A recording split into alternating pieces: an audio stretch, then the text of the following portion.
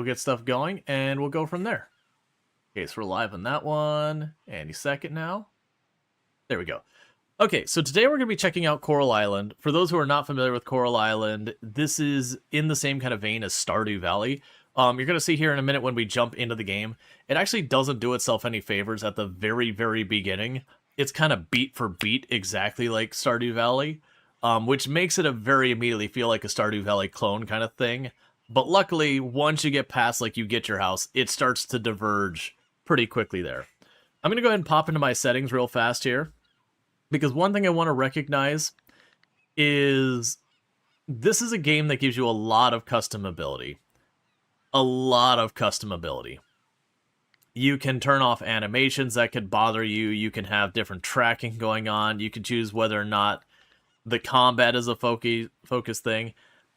This is just like animations on the UI, like all that. And where it says woohoo, it's the Sims-esque thing. It's not like you're gonna see people having sex. You're gonna be like, do you want to have like baby? And then you'll just see like the little blankets with little hearts or whatever. So it's nothing all there. You've got a bunch of stuff in here for like turning off, ambient occlusion, motion blur, all that.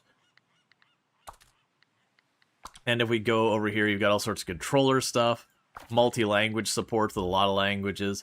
There is multiplayer, and you can change a lot of stuff there. It does support crossplay. I don't know if it's changed, but the crossplay with the game is you can play with PC and Xbox, or PC and PlayStation.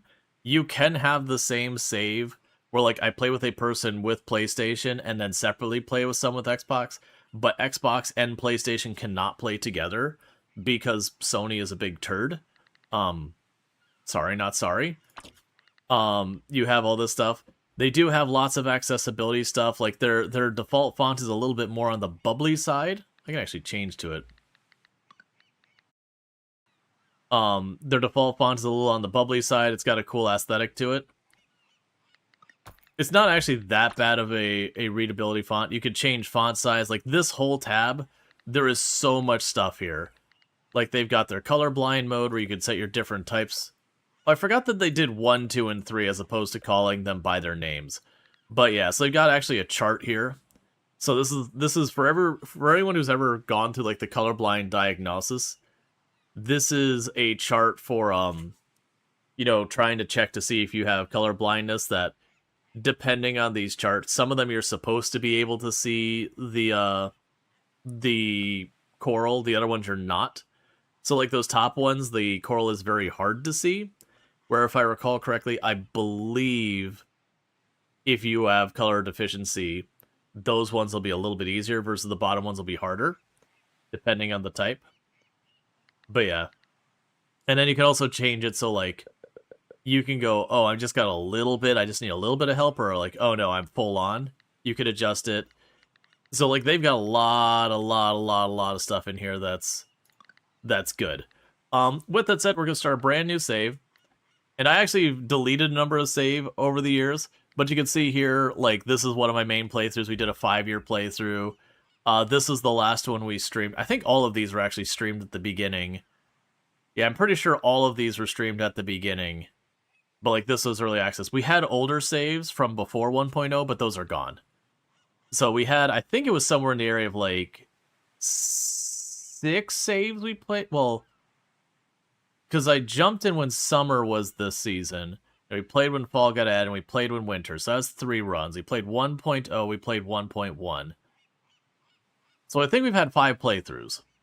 Again, those first ones being very partial because of early access. We'll go ahead and start a new character. And you get to choose your character, which is basically vaguely feminine presented, basically masculine presenting, and then beefsteak.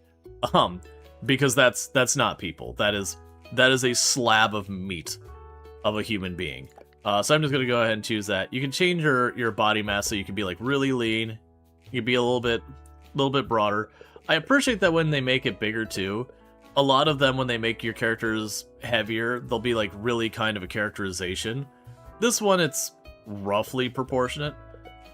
I'm gonna actually go a little bit on that side. And you've got like your different skin tones and all that. You can also customize it, so you know, you can go as cursed as you'd like, if you so choose. I'm not gonna worry about that for this run. You've got a bunch of different hairstyles. They don't, like, choosing male, female, whatever, doesn't change anything as far as your hairstyle options. You can do what you want, which I think is good, because it's weird that you'll have, like, you know, you have guys with long hair like that, and they look fabulous. And then, you know, you'll play a game and be like, well, no, that's a women's hairstyle. And you're like, right, but dudes have that same hairstyle. Right, but that's a women's hairstyle. It's like, no, you're not listening. So the game just doesn't care. It's like, hey, we made the models, do what you want with it. And I think that's good. And a lot more games are being better about that. Yeah, I think that's a hairstyle I've done like the last couple. Was there a mohawk? I actually don't remember if there's a mohawk. I mean, yeah, there's that. There is a mohawk. Oh, the pompadour.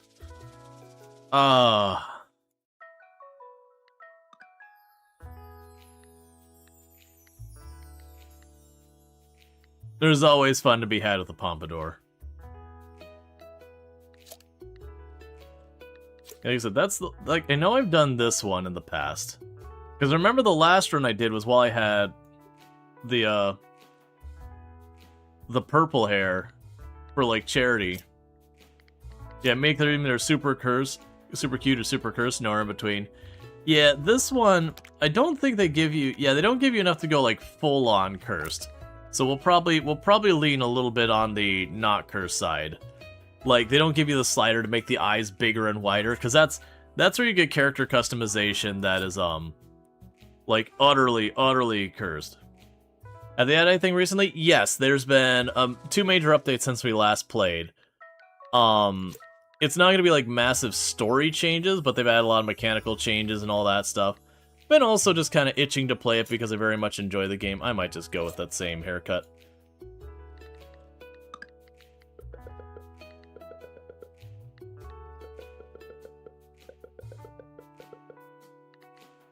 I'm gonna do the mildly purple. That's what seemed cute? Oh, I missed which one was the last one.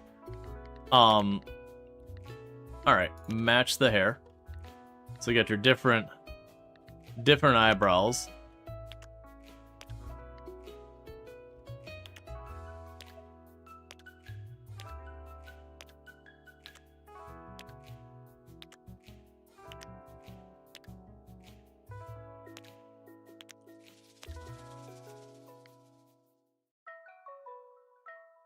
Oh, last one on the list for the haircut?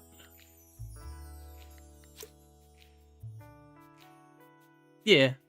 Not what I'm looking for, but you know, like that's the thing. There's a lot of really good hairstyles in this. There's a lot of customization opportunity.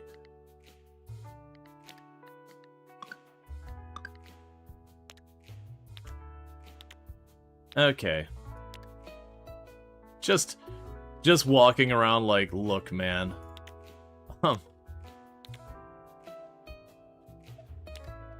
I might go with 8 because it looks genuinely scared.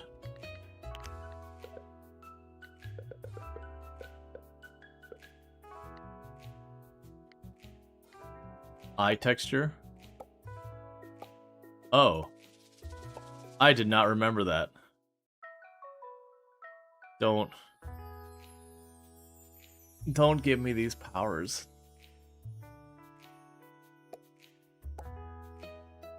Like, one is perfectly fine. Three is mildly concerned. 2, you just got from the, you just got out of the eye doctor. Well, no, because that would be dilated. It'd be the other way around.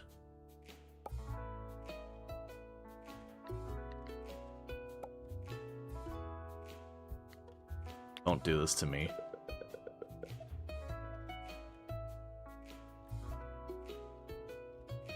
Do it someone who just got into the snow.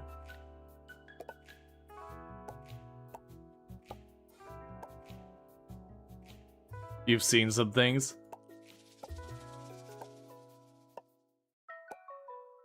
That's fine. Right.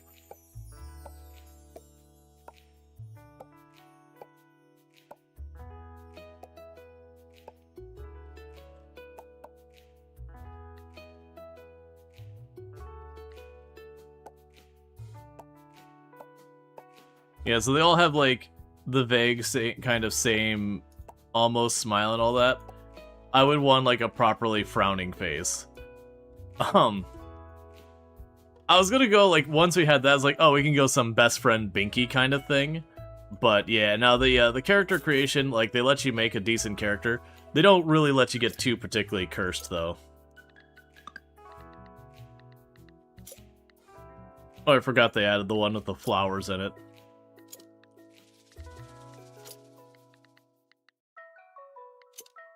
You can't see because the hair is so dark, but it's got a braid.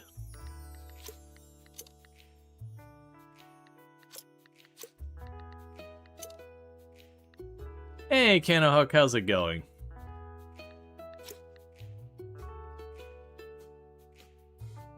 Best friend Binky's an entirely experience. We need more of them in our lives.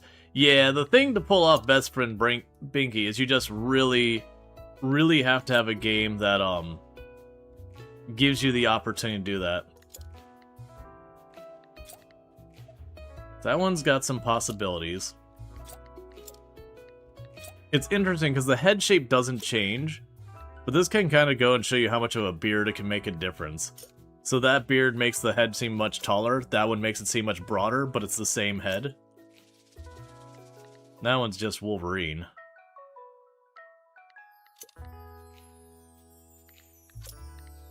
Yeah, I'm leaning towards that one.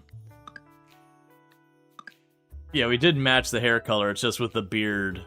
It's leaning towards the dark side. It's fine. Okay. And you get to change your clothes later.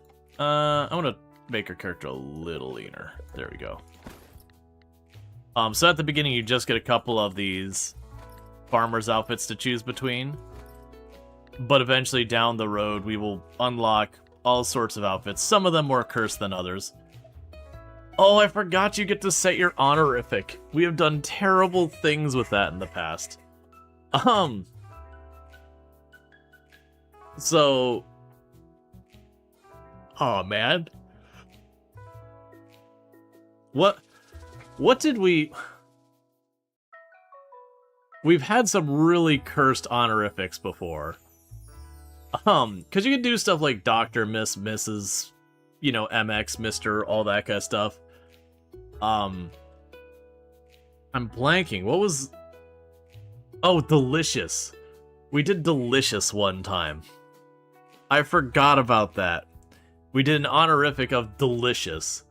And so people were like, the little girl going Delicious Human, were like, whoa, whoa. Hey, I'm gonna need to talk to your parents. I cannot have you calling me Delicious. One second, I gotta adjust my green screen. It's just shifting over a little bit. You need one that sounds royal and pompous. A shame you can't put it after the name. Oh yeah, no, that's... You're not wrong. And hey, Itchy Tenma, thank you for the 95 stream streak. Thank you for catching the last 95 streams. I really do appreciate it. It means a whole heck of a lot. So...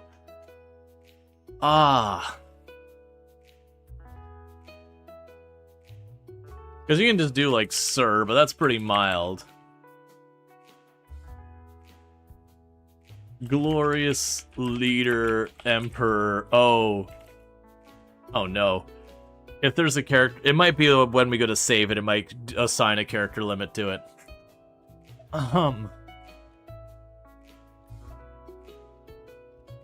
Something truly awful. The apple of my eye. That way, everyone who talks to you, it sounds like they're flirting with you, which would get immediately weird the very moment you talk to any of the kids. You're like, hang on. No. No. Step away, child. You're not... I do not want you to be around me. It's like, I am not the one causing the problem here, small child. You're causing the problem. This is inappropriate, and I want no part of it. MC's... No, we're not going to reference anything like that. No. Nope. Nope. We're not going to be referencing anything around that. Absolutely not.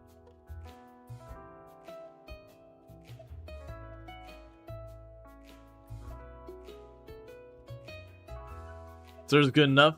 I was gonna say, with like the scientist yesterday, one who has 3 doctorates.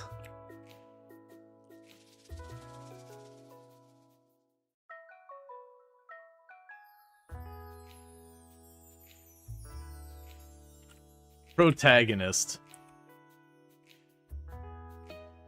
So it's just everyone refers to me as protagonist.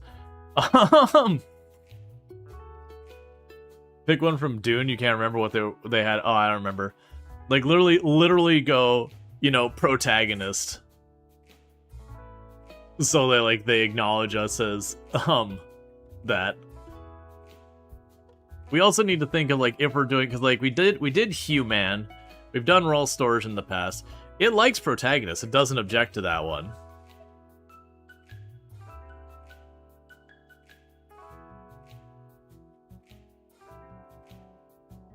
Reminds me of Snowcrash. The main character is hero protagonist.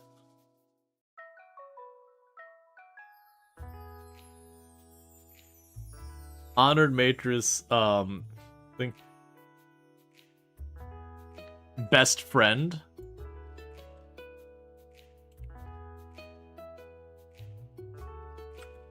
Best friend and protagonist.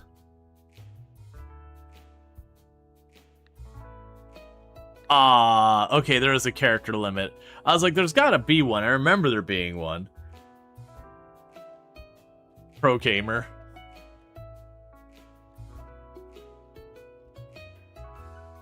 Bestest friend. I like bestest friend. We can go with bestest friend. It fits the character limit just barely. We can't fit any more on there. Petty guy.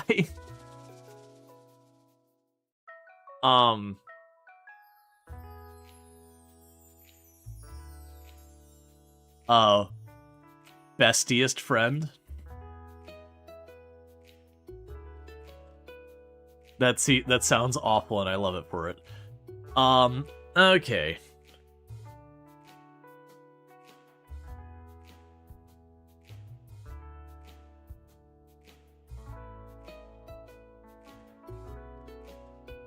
I'm thinking for like the name, leaning on the whole meme with these kind of games where it's like you go and you do all the work in town and you're paid like nothing for it. You know, the whole like, because that used to always be my meme in Stardew Valley, where it's like, could you do this for minimal compensation?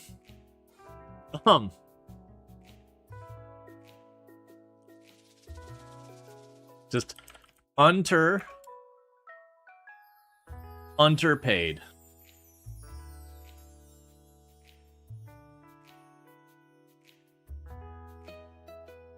Underpaid. Overworked.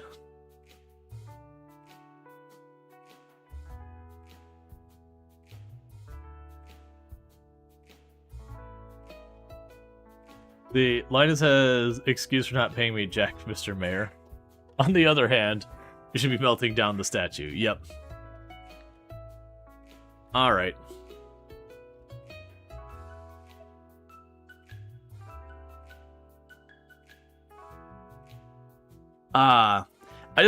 I like the idea of just leaning on a name.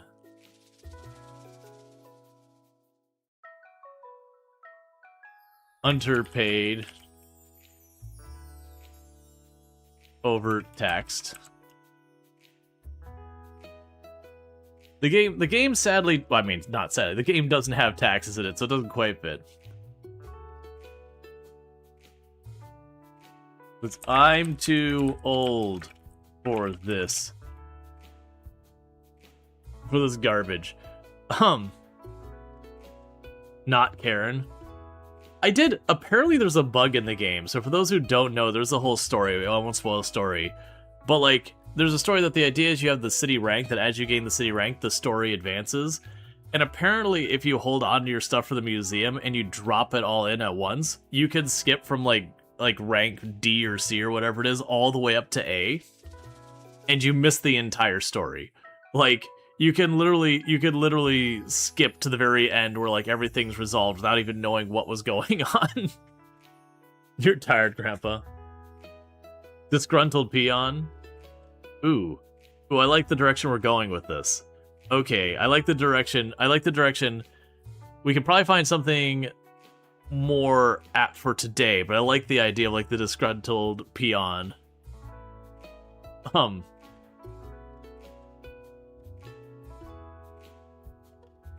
Peon Porter.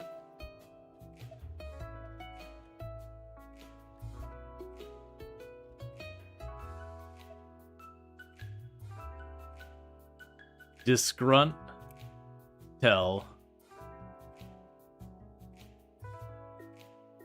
Who call her wait slave? I don't think I want to actually, like, straight up say slave in the name of it, because that feels like that's gonna be a whole thing. But I do like the whole thing about just being like, you know, we're like, cause when you play these games, it's a whole meme that you, like, do everything to solve everything about the town. Like, you do everything to, like, solve the crap of the town. Like, no one else can lift their hand to it. And Coral Island's a little bit better that they do actually show the townies getting involved as well, versus, like, Stardew Valley, like, where the hell are you, Clint? Mayor? Anyone? Why am I the one rebuilding all the bridges in town and, like, individually funding and supplying everything? Where's the rest of the community here? Ooh, gopher. Okay. Because it sounds like you want someone always grumpy and not happy with where they're at, so, Trady. Coral Slug. I'm thinking,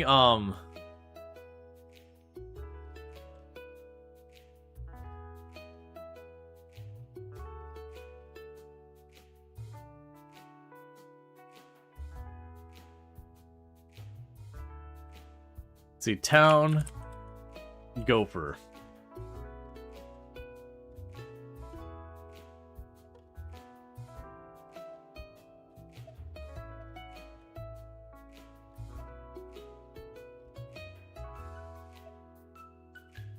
Disgruntled gopher.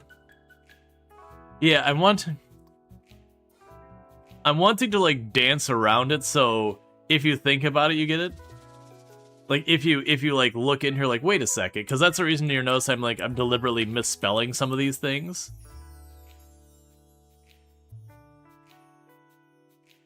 So it's like, it's one of those ones where it's like, oh, that's a weird name, and you go, like, wait a second. So, like, where it just, like, straight up says disgruntled, I would want to find something to dance around that.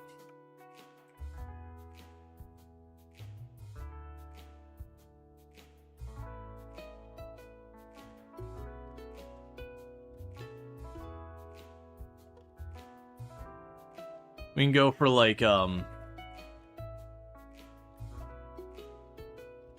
DS Grunt.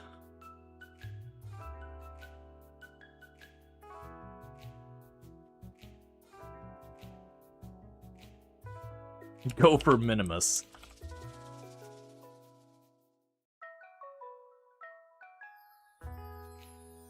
Groucho. Groucho Gopher. I can do that. Groucho Gopher.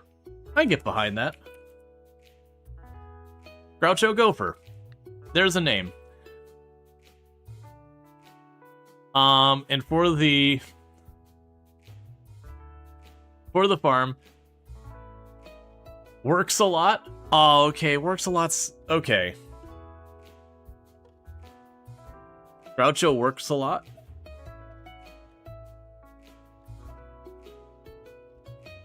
Works a lot is really good.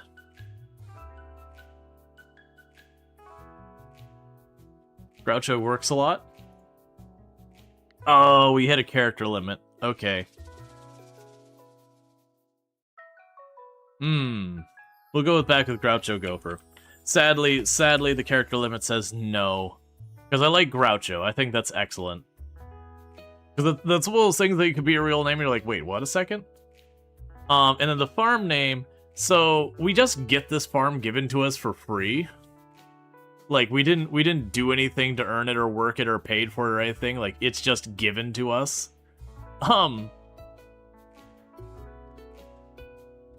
Just Privileged Heights.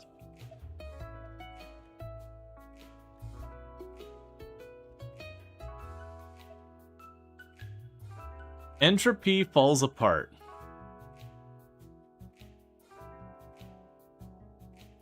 Lake Phallus. Integrity.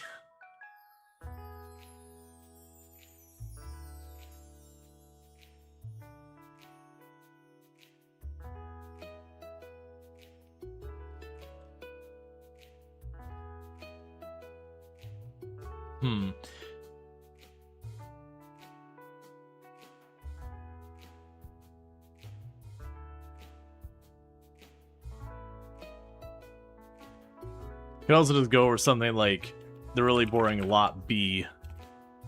Or something like that as well. Freebie Farms?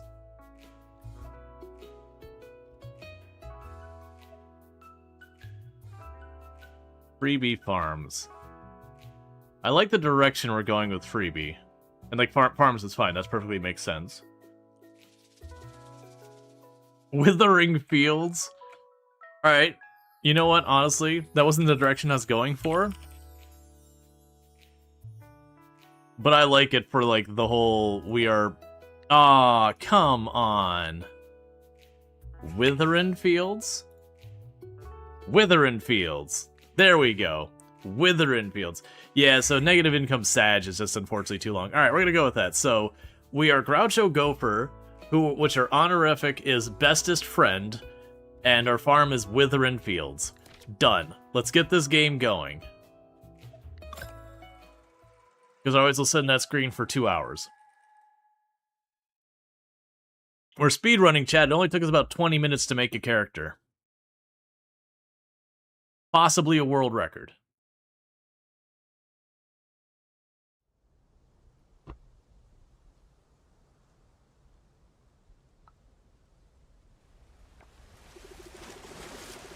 You leave Pokio to a small new life on Coral Island. Small new life. You leave Pokio to start a new life on Coral Island. Oh, it's right click.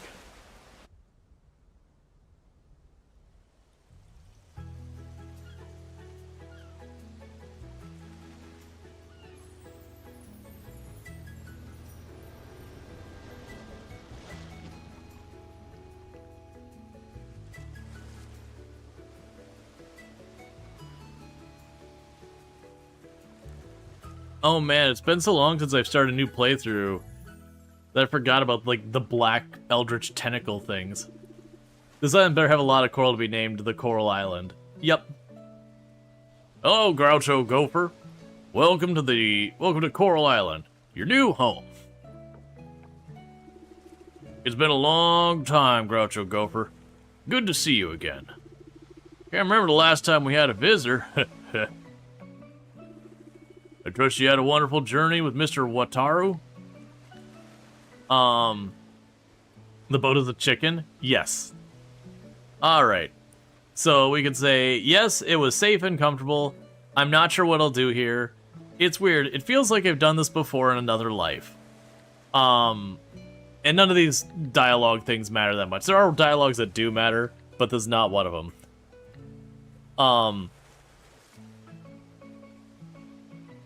I'm gonna go with it's weird. It feels like I've done this before, maybe in another life. Maybe you're remembering your trip from back when you were a kid. I still remember your parents. Good folks. You must be quite tired from the journey. Let's head over to your new place. And Wataru's like, I don't get lines. Yeah, and this is where I mentioned the game really kind of hits beat for beat with Stardew Valley that kind of doesn't help it where people compare them that much. But luckily, it deviates very quickly after that. Alright, floors are done. Oh my, what a coincidence. We've just finished patching things up here. Is this the new farmer? That's right, Groucho Gopher. This is Dinda and Joko. They're the local carpenters. Nice to meet you, Groucho Gopher. Hello, Groucho Gopher. Always excited to welcome someone new to our island.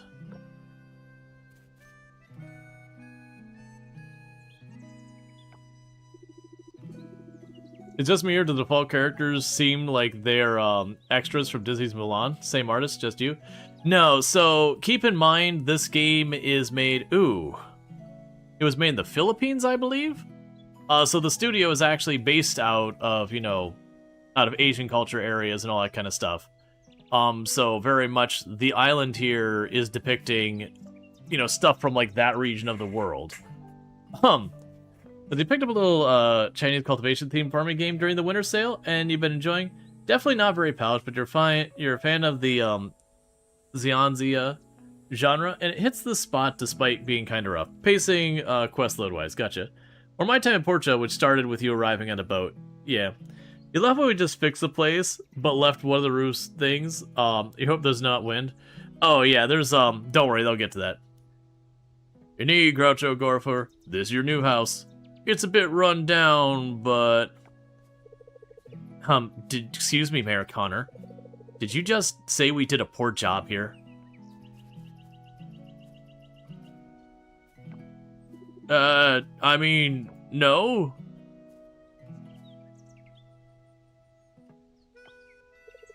Don't worry, I'm just joking. Unfortunately, we can only patch up the roof so it doesn't leak and replace some of the rotten wood. If you want more renovations, you can visit our shop at house on the hillside to the northeast of here. We won't charge you for it, but you'll need to gather materials yourself. Once you restore the foundation, you can decorate the house the way you'd like. You place the complete instructions in your mailbox. Well then, it's about time we head home. See you both around. Take care, Groucho Gopher, and good luck. I'm gonna mix up all the voices. Yeah, no, so the whole idea is they couldn't actually fix the whole place up. They just kind of fixed the holes in the roof, and you have to, like, get it fixed properly. As you can see, people around here are very excited that you're here. Doubly so for Sam. You should pay him a visit once you're more settled in. He's the owner of the general store in town. Yeah, it's not immediately on fire. But if you want more than, like, the bare minimum for survival, you know, you don't have to pay, you just gotta bring him wood. And that is the field where I'm guessing you're gonna spend most of your time.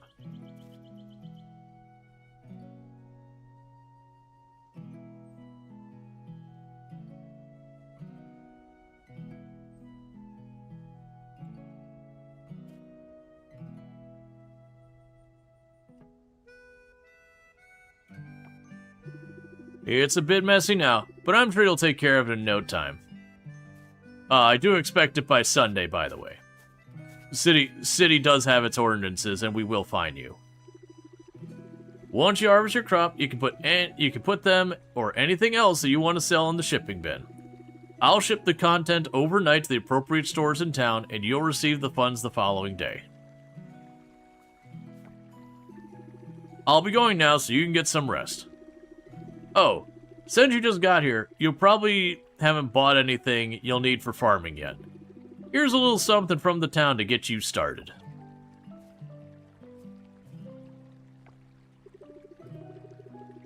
You've received a watering can, an axe, a scythe, and some random seeds. If you need anything else, I'm at your disposal. Come to me with problems, questions, some mean sake. Welcome home, Groucho Gopher. Yeah, no, they don't do like the Tom Nook, you're horrifically indebted or anything like that. Alright. So we could go out here. We've got our mail. Groucho Gopher. To repair your house, we're going to need to gather some more materials. Collect 50 wood and 20 stone. Once you have everything, head to the carpenter place and order at the counter. Your house will be repaired the same day. Because we're not slackers like that Robin who needs like 3 days to get the basic work done. We just get it done. There's the tools to fix the cowboy job we did fixing your house. In real life, it would also be there is also 1 million in the back taxes due next month. The house has running water, hot or cold, depending on the seasons. Yeah, so like I said, at the beginning here, it doesn't do itself any favors for differentiating itself from from Stardew. Oh yeah, oh I forgot I had the tutorials turned on. All that's saying is like to grow crops you're gonna need to clear debris. It just basically shows you can scythe up grass, cut down trees, break rocks. Then you hoe the soil, then you plant the seeds, and then you water the seeds. None of that should be a surprise. That's a staple of the genre since Harvest Moon, and all that stuff. But the point here...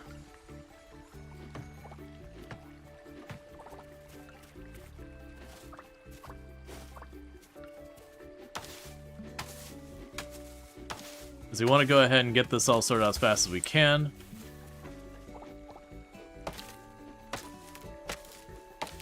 What's your first impression of Star Rupture? It's good. It is very early access. There's a lot of basic functionality missing from the game, a lot of quality of life missing from the game. And I'm not saying this is like being really negative on the game. It's just very much like if you're looking for a polished experience, it is a wait kind of situation. Yeah, like a compass. My god, please a compass.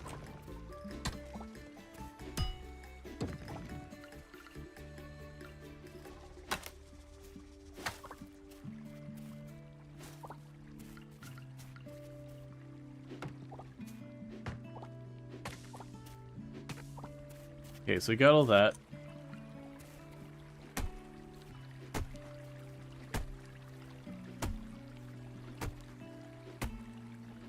Yeah. The thing I will kind of hold against it as far as like I mentioned early, it kind of does suffer from the fact that that very first scene is like beat for beat almost exactly Stardew Valley. Everything from your character panicking at the mess and everything. That where people are like, it's a Stardew Valley clone. It's like, it isn't, but like, yeah, you're really setting yourself up to be way too compared with that. And at this point, it's like too late to change it. This game's been out for a little while now. Alright, so we planted all our crops and all that.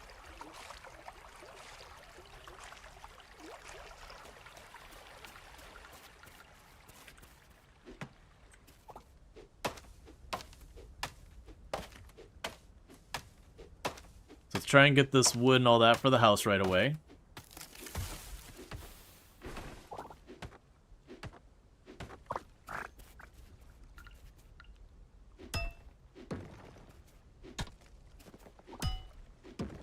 But like this game also does a lot of oh, we already got our first geode already. That's good.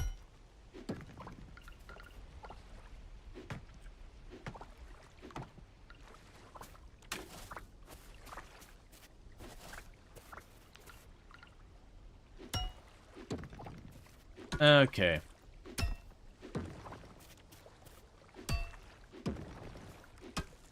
And you've probably noticed that they have changed the sound effects quite a bit.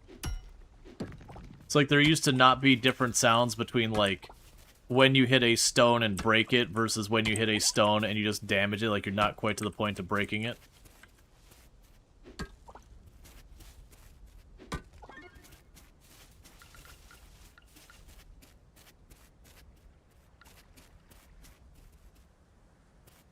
Alright, so let's go ahead and we can run up here and drop off stuff real fast for them.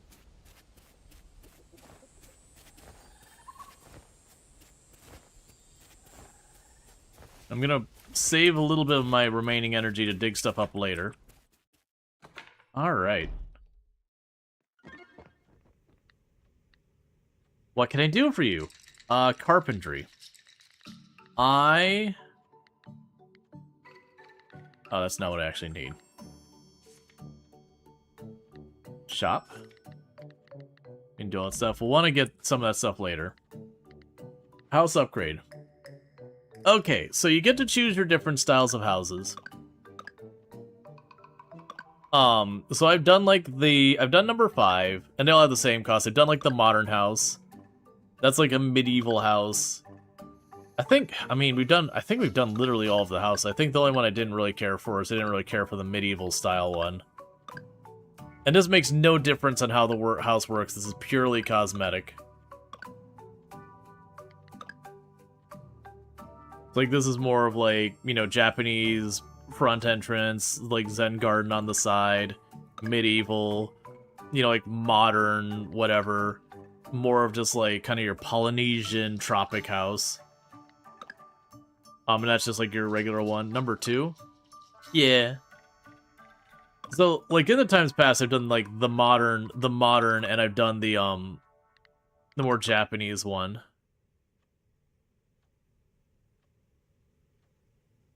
If only because it's different. Yeah.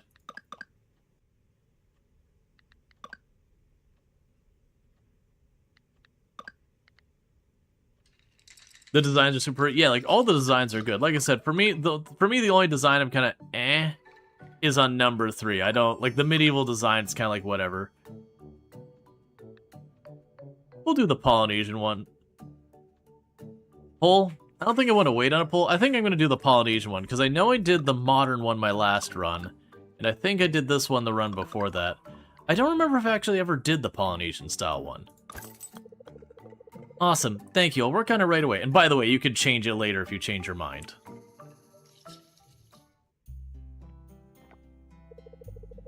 Joko, honey, a slight change of plan. Groucho Gopher's here with the new building materials. I know we were just over there working on the house all day like 5 minutes ago, but like, could we just like redo all of that work? Yeah, you like all that. The interiors, the furniture, and all that. Oh yeah, there's lots of customization. I actually haven't gotten into half of that because so much of that came later. Let's head over to the farm and repair Groucho Gopher's cabin.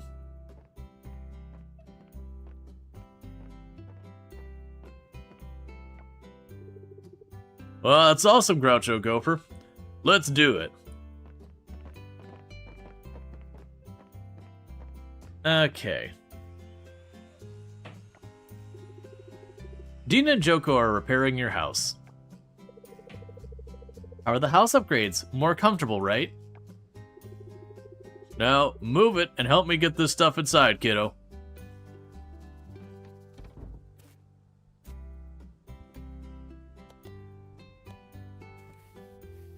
The putting it down and then like high-fiving across the top of the dresser is a weird thing to me.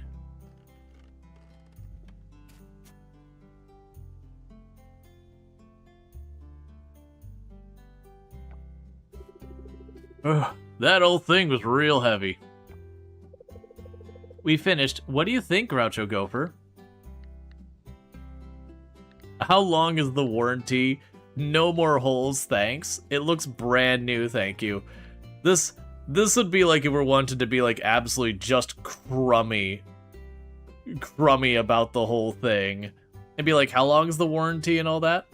I'm gonna go with no more holes, thanks. I hope you can sleep better now. Look, no more moldy wood. We've replaced all of it. We also build a new foundation for the house. That means it's strong enough for more furniture now. You can start decorating and making things comfier. Speaking of decoration... we have a furniture store in town. But since there's fewer tourists, we don't stock many options anymore. No one's buying, you know? Check it out, though. You might see something you like. If you want, we can go there right... Alright, that's enough. You'll scare the kid. Oh, sorry, Groucho Gopher. I got too excited there. We love that store. Even got some of my cousins helping out there. It's a family business for us. Feel free to visit whenever you have the time, Groucho Gopher. It's in the middle of town. Shouldn't be hard to find. Alright, that's all for... Honey, aren't you forgetting something?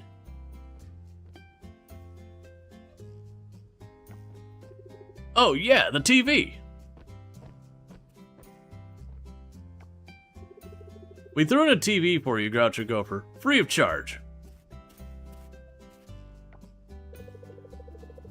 It's old and bulky, but it still works perfectly. It gets good amount of channels too, like this weather.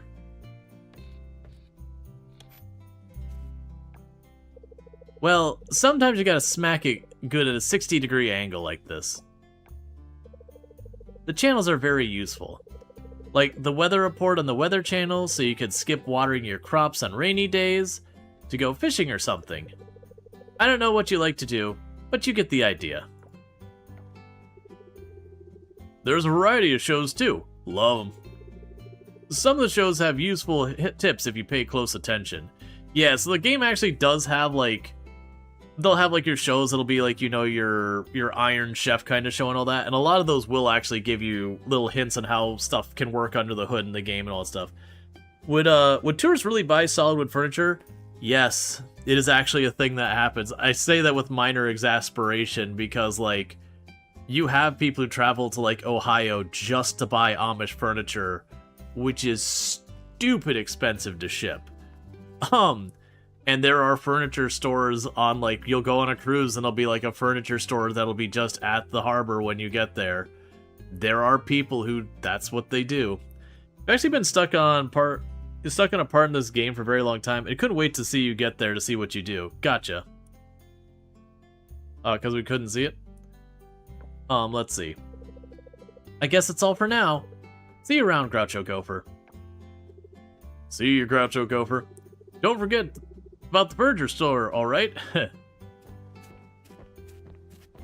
Okay. And we're gonna ignore the TV for now. Your house just got bigger. Let's see, buying art on a cruise is the ultimate consumer final boss. Oh man, you go on those cruises, they're like, do the painting auction, do the paint auction, go to the art auction, do the art auction, show interest in the art auction. It's like, oh my god, please stop. Your house just got bigger.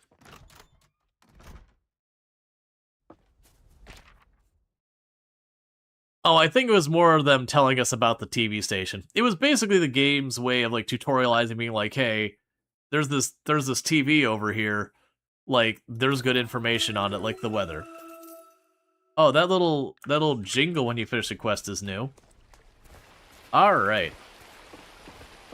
So let's race over to Sam's store. I'm trying to remember how I even bring up my... Okay, eyes for inventory. Oh, right. My inventory is non-existent. That's right. So we're gonna head on over to the store.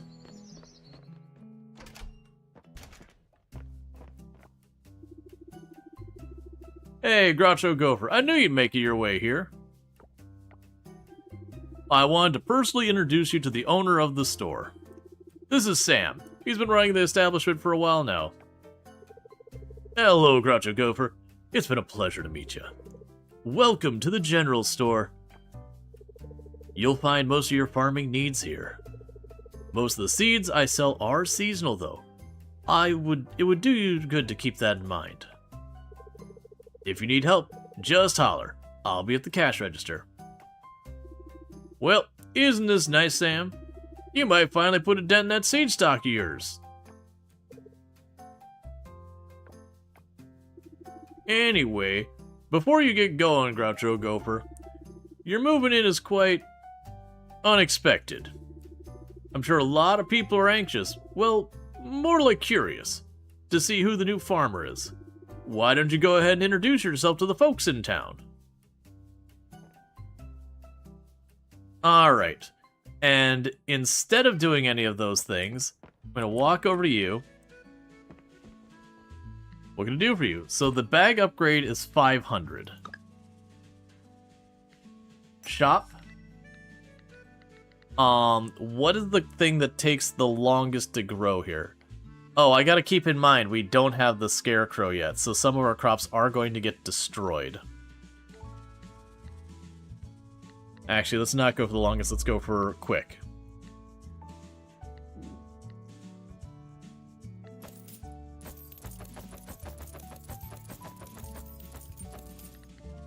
There we go. We'll just make some mistakes. Did you give me a new quest?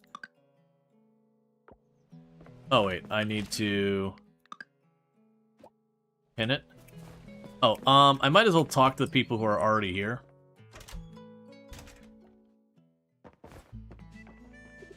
Oh, a new face. Feeling really good vibes from you, mate. We've met Ben. That's the best price I can give you. Take it or leave it. Cool. So we're not going to go out of our way to meet everyone right now. I do know for a fact there's a character that I'm going to have to wait a little while to meet, but if we happen to run across people, we're going to say hi. Is that you, Groucho Gopher? Wow, I almost didn't recognize you in that getup. Oh, so you're the one moving it a lot, huh? That would explain the outfit. Oh, nice to meet you, too. My name's Everest. Eva for short. I forgot her name was Everest. Which is sad because she was probably the first character we did a playthrough where chat voted and we ended up marrying her. But you only ever see her referred to as Eva ever, so it's like, it is what it is, man.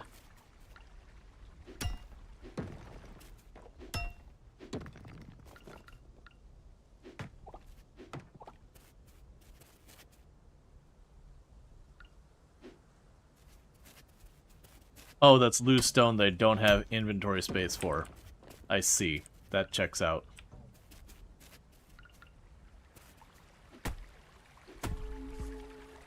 Low stamina. You can consume food or drinks to recover stamina.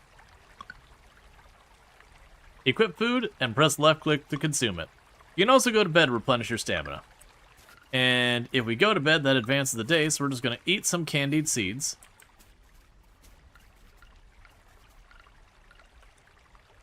Then I'm going to go over here and try and remember my buttons.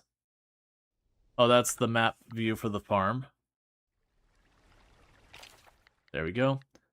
Alright, so let's get you up on my bar real quick.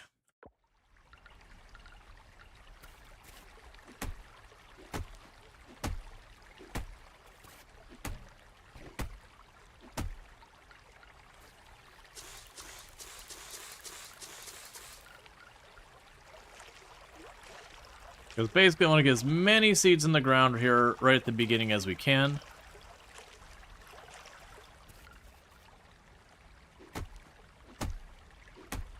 And then we can run around and do stuff like forage and all that. Get yourself other goodies.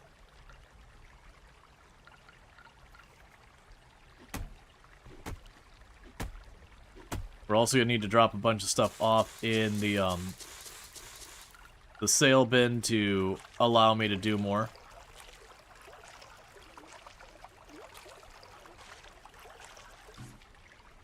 Watering. You could refill your watering can at the pond or a well if you have one.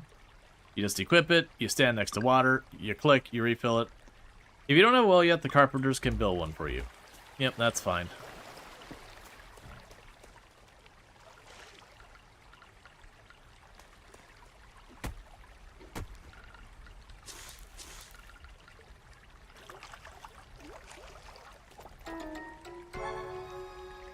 You got a coffer. New discovery of copper. Bring it to the blacksmith to unlock. There may be valuable items inside. Alright. Okay, so the shipping container, anything we put into it gets sold in the morning. Fair enough. So, we have a bunch of junk in our inventory. For right now, I'm going to sell one of everything. Including those. Not... I mean, you know what? Even that. Because there's an achievement for selling one of everything in the game. Is that probably a mistake? Yep. Am I doing it anyways? Yep. Okay.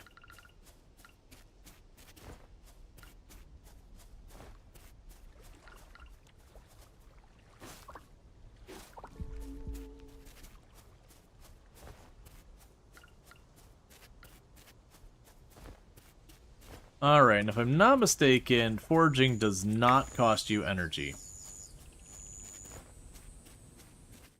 So run around town talking to random people as we see them. And one of the quality of life things in the game is you can actually pull up your map and it'll say that someone's up there. There's no one in the houses over here, so we can go up here and meet someone over there. We'll just vaguely work in the direction of people on the map. forging along the way. We don't have much inventory space. So that'll be a whole thing. Oh, hey, here we go.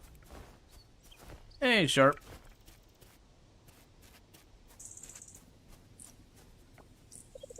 A new farmer in town? You moved after the oil spill? Huh. I'm Zara. See you around. Okay, and we got another person up here to the right. Okay, you're on this road over here.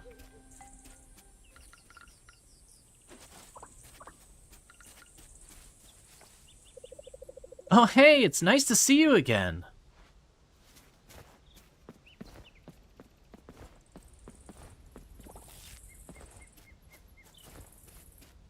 All right, the next person in the area, we've got someone over here.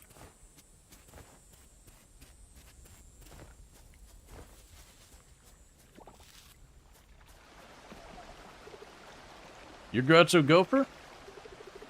I heard about you. Heard you're looking for some fresh air away from the city. Okay, who's talking about me? Need to have a conversation with them. We can't go in there to meet them yet. The cavern's locked up till you hit a certain point.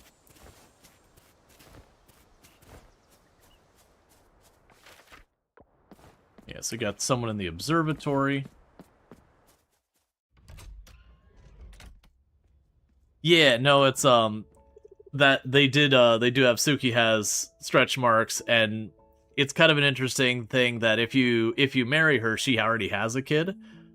Where most of the people, there's a room in your house that becomes like their room. In her case, that room becomes her daughter's room. Groucho Gopher. Did I say that right? I'm Waku. It's a pleasure to meet you. Dad told me about you. He's the one who brought you on the chicken boat. Yep, the one with the hat.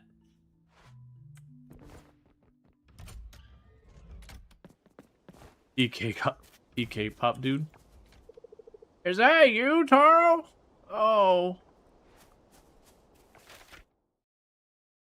Alright, we got some people down here.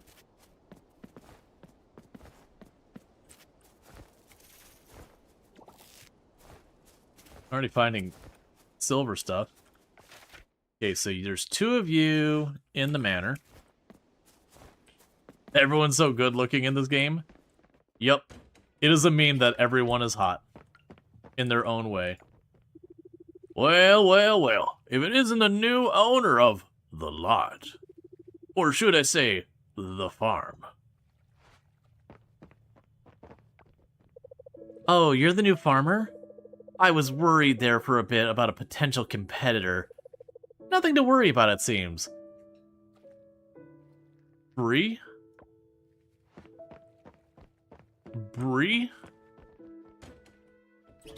I am not beyond burying the bodies.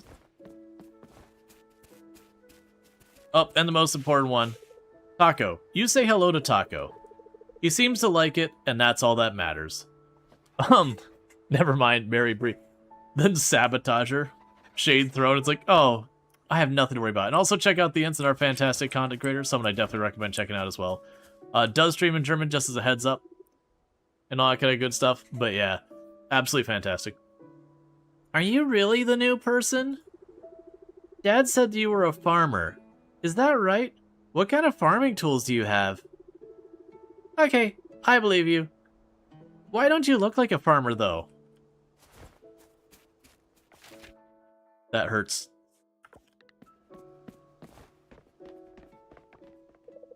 You're the new arrival? Huh? Well, don't bother me and I won't bother you. Psych. Alright. Just call me Jack. I run the local ranch. Your lot has plenty of space to raise livestock. Once you're settled, maybe we could discuss raising animals. Oh, yeah. I heard about you. You're the new farmer from San Francisco, right? Oh, that's right, Pokio. I'm Theo. And then there's like all of the animals.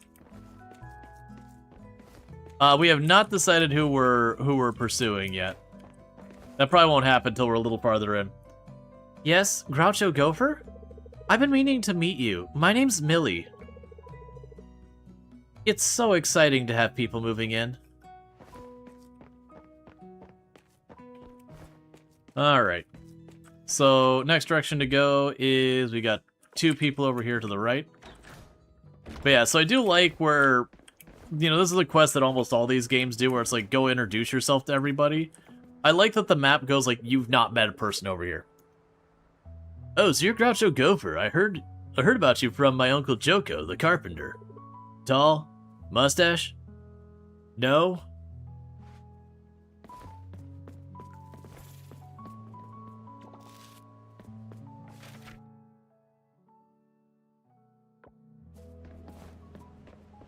And pretty soon a lot of the businesses will start closing for the night.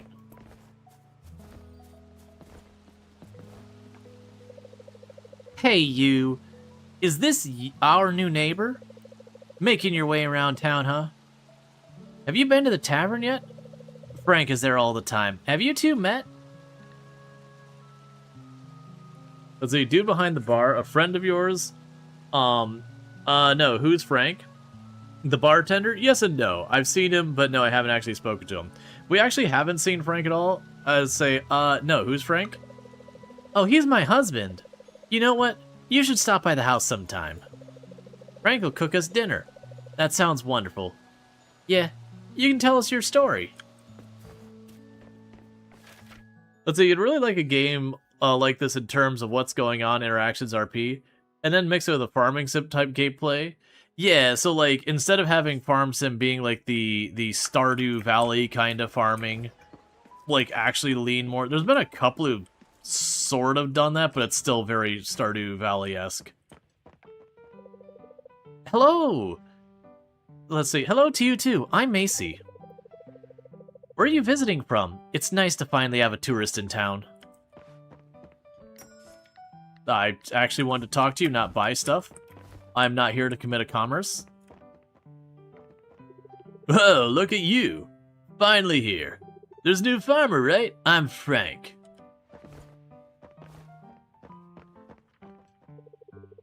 Oh, I have to say, you're not what I expected. What is with everyone being that way? Well, spring's not the best time to move here. There's so much we can pass on to our children. Little things we, the parents, can do to be, can become their habits. Yeesh. You been playing Bollock Town 2D side-scrolling? Yeah, no, I saw Dalek. I think I played that a little bit. It did end up being a thing I did on stream, though. Oh, hello! I don't think we've met. And I can't say hello to you because you're in your bedroom. Because apparently she goes to bed at 8. Yeah, so she's the only one we missed there. There's Zara. We're probably not going to go into their house yet. That all the way out there. We can't go to the blacksmith yet. Oh, there is someone in the abandoned villa. Interesting. Alright, so I could probably go into the inn and meet people. But most of the other ones I'll probably be pretty much like locked out for the end of the day.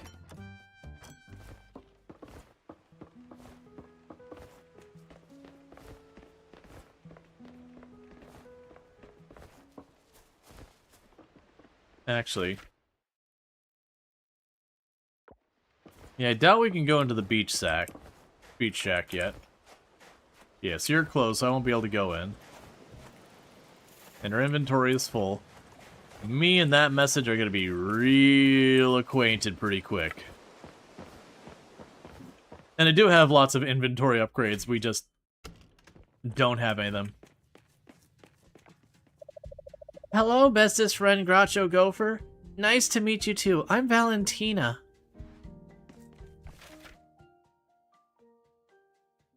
Alright. So who are we missing? Oh, Raj. Forgot Raj stays here. Hello, I don't think I've seen you before. Are you new in town? Yep, so we're just doing the introductions. We'll get to know all of them as we play and have to, like, do their interactions and all that. So this one I can't meet yet. We got one over there on the beach. That's probably Wataru. Down here on the beach would be my guess. Looking for farming advice. Never worked the land myself. My home is more at sea. Some of my old plants here, my lovelies. This is no Valentino. Yep. Yeah, so I can't meet her yet because there's the rope in the way. Alright. Anyone else who can reasonably meet? So I can't go there yet. They're locked. We can see if we can go and meet Millie, or not Millie, Yuri. Yuri was the last one we romanced in a playthrough. She's the dragon-tatted doctor.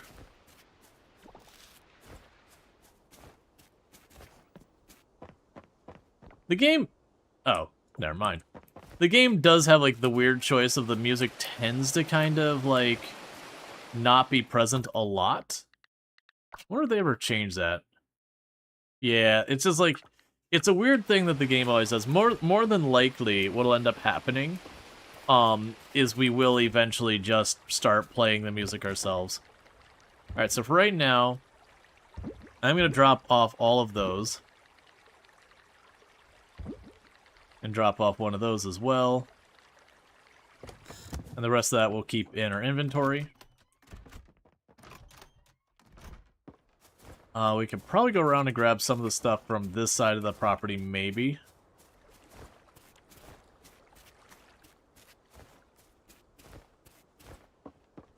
For more forageables. Because early on, money's going to be a real problem.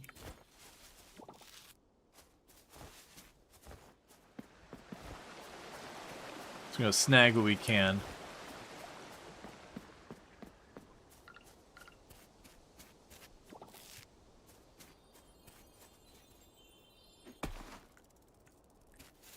Oh, that's new. Okay, so I dug it up, and instead of getting, like, a geode or something like that, it was a bug that was buried. That wasn't a thing before. You find it okay, you just want to be sure since your phone setup is all weird and things. Yeah, no, it's again, like, a weird choice that the game has made. There's just a lot of times where, like, you know, could I have sound, please?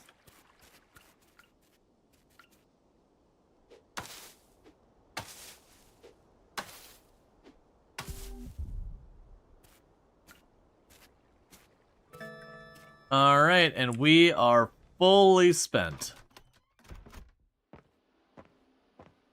Hey, Spoofy, can we get a shout out for Spoofy, another fantastic content creator on the platform? Somebody definitely recommend checking out. A lot of fun chaos over there and good stuff. Yeah, so you notice this screen has totally changed from the last time we played. Like, you did have a lot of this, but it's giving us a lot more of a drill down and everything. It's got, like, a bunch of new animations to it and all that. Kind of really goes in there. Playing some Last Caretaker, that's a heckin' fantastic one. Now, I absolutely appreciate having you here and all that. So we got ourselves 300 bucks selling a bunch of random junk. We're gonna go into the next day. And there's another one that is a change that happens as well, is now you can see, like, whose birthday is without having to consult the calendar. It'll, like, come by, it'll be like, oh, it's this person's birthday. Oh, I only need to meet one more person. They must have changed that quest. New item alert. Introducing the basic bag. It's a bag, but it's basic. It's basically vanilla and caramel, but in a bag form. It has a total of 20 compartments. That's 5 more compartments than your basic tool belt. Carry more, do more, worry less. Available at Sam's General Store for 500 bucks. You guys want to check out Coral Island? Oh, it is very much of this genre. It is my favorite game.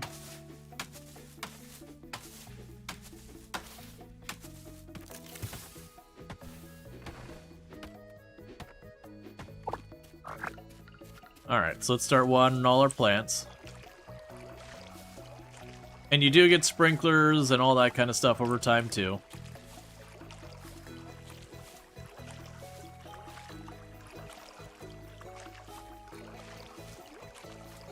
Okay.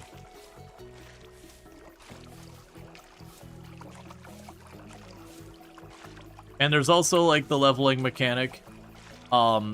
This one's a little interesting in that there are things that let you get, like, your skill, talent points, whatever you want to call them. And those, like, little perk points do stuff like make it so you don't get... So there's, like, just the level itself makes it so you don't get as tired as fast, you know, doing the various activities and all that. So let's go here real quick. We can go to our crafting. New crafting recipe, we can make a makeshift box. And we got all these, like, paths and all that crap. So we're going to want to make a makeshift box, and I need trash for that.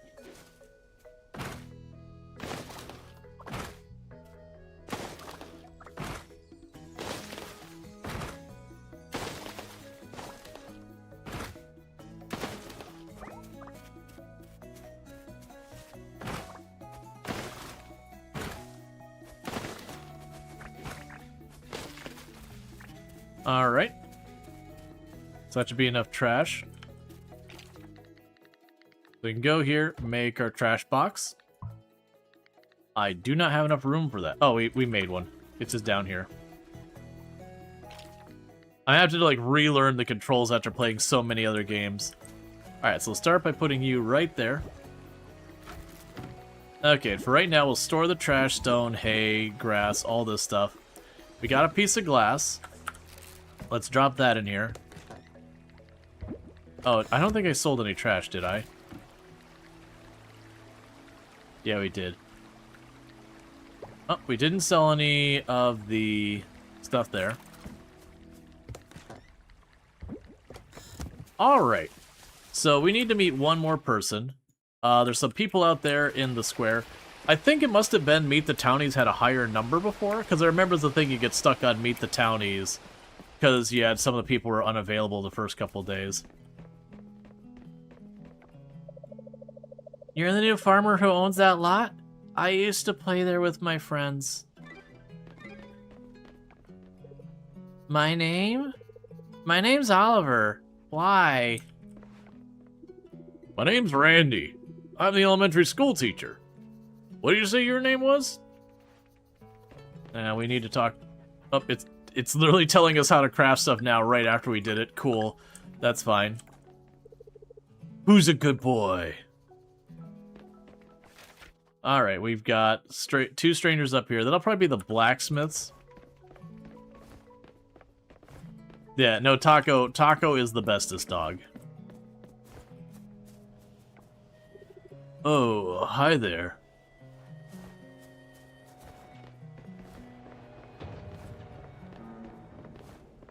Okay, and we can pop over here real fast. They have cybernetics. I mean, Randy does. You must be Groucho Gopher, right? Damn, I wasn't expecting you to look like this. You're surprisingly cute. Okay. So we can buy stuff here if we want. I'm not buying ore at your rip-off prices. We can upgrade our tools, and like the normal, you have your different ingots and all that, you can upgrade that. The blacksmith tools, these ones are pretty much similar to like what you see in our games, but the other stuff has an entirely different process that's kind of unique to Coral Island. Alright, so we got a fire gem and a metal boot out of those.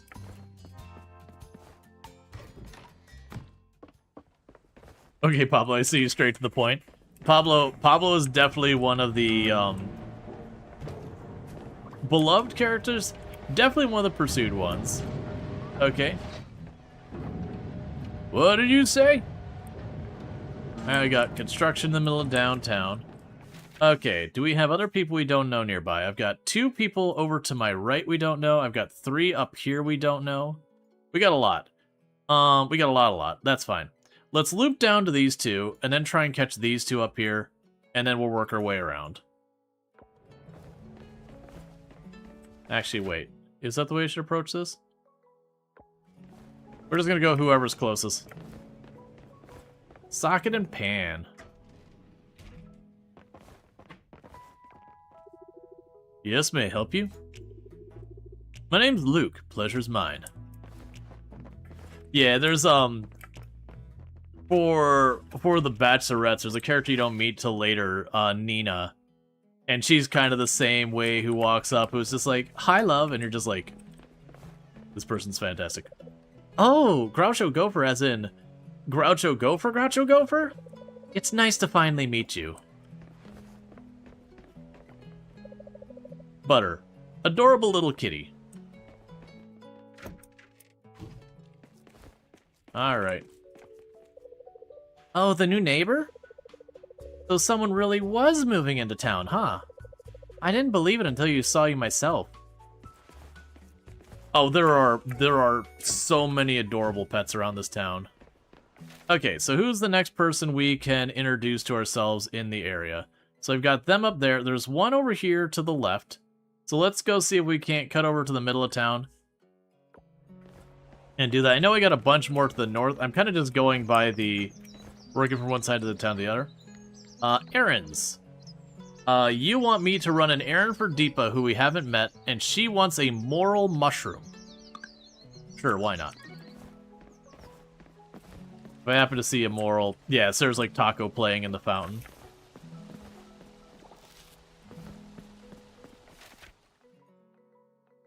Yeah, you can run over here.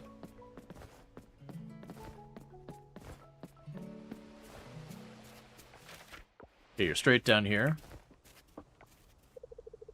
How lovely to see a new face around here. You can call me Betty, dear.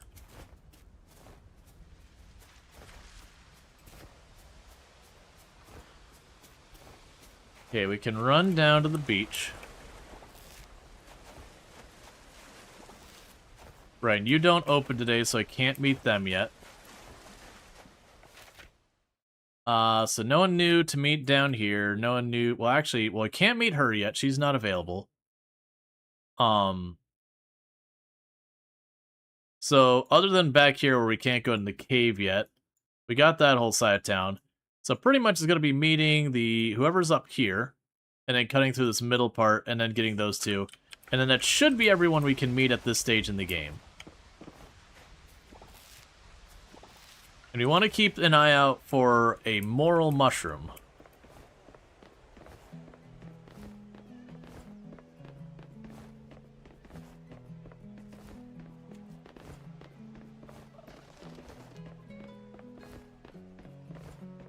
Oh, this is probably Leah up here, isn't it? Actually, I'm going to cut to the left. It looks like whoever this is in the middle town is cutting south. So they're going to get past me if I don't snag him on the way by. The new farmer! Welcome home! Alright, let's get over here. And we'll, like, properly go through and get to know people better in time. You're the new farmer? I see. No offense, but you never look like you've held a tool in your life. Unless you've held yourself, because you're definitely a tool. That's what I'm saying. Alright, so we got someone right here. It's probably Leah. Dashing around hunting people down for social interactions. You're the town introvert's worst nightmare. You said you're a farmer, right? Explains the outfit. How cute. Oh, and there's Deepa. Huh? Groucho Gopher? I'm Deepa. Okay, so we've got you over with your taco truck over there. Oh, there's cherries there. So I'm just slamming into them.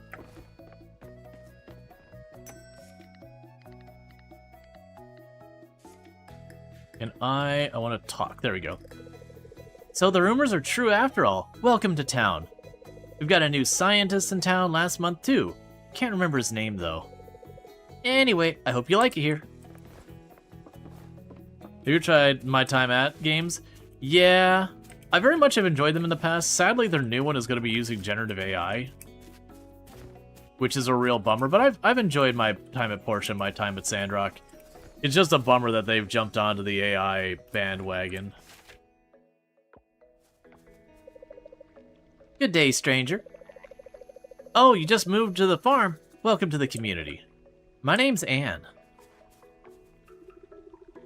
You're gonna be a farmer, huh? Well, what brings you out here then? By the way, you can call me Paul. Alright, who am I missing? Have we introduced ourselves? Oh, we're missing. That's probably Lily. She's probably working. So yeah, I think it's literally just Lily, and I think Eleanor and Ling, I think, are the only ones I'm missing. Actually, am I missing Eleanor? Because you're not home. I must have already met Eleanor. I don't remember when.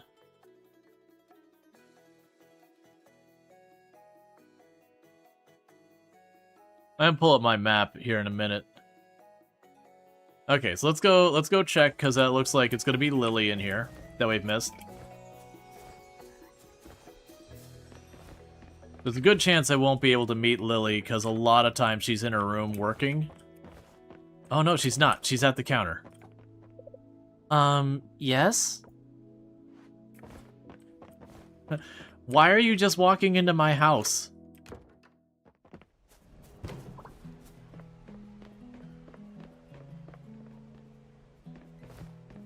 Okay, so let's check, because we can go here.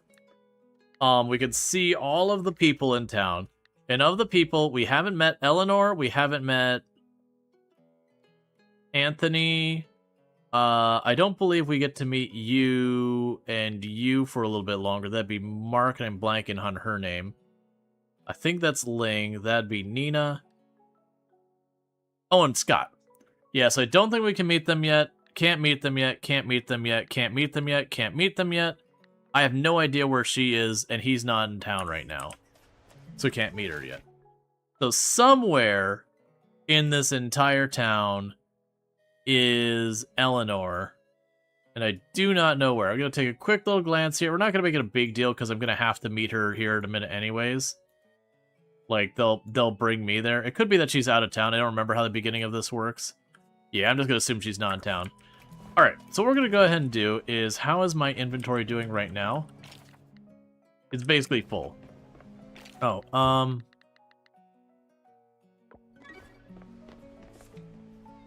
it's just talking about gifting items. I accidentally made the bouquet. So we're going to give the bouquet to someone. Hey, who is the first person we meet? Bon Bon, what a cute puppy.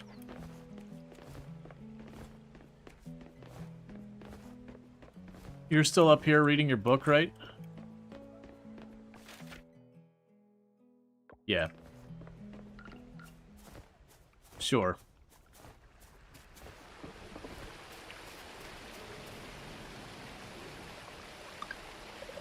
Aw, thanks, Groucho Gopher. You're so sweet.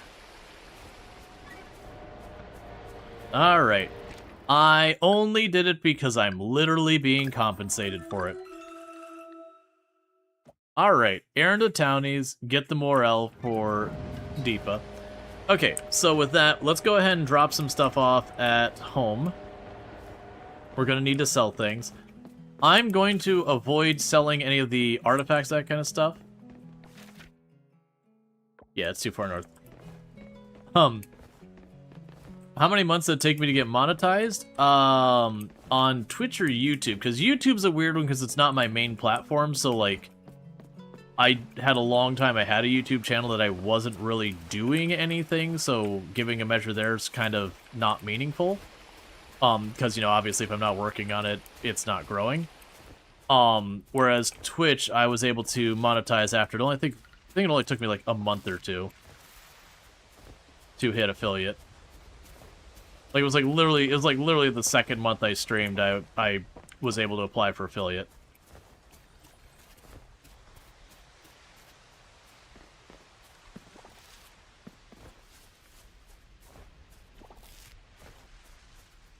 Is there anything that I want to drop for that?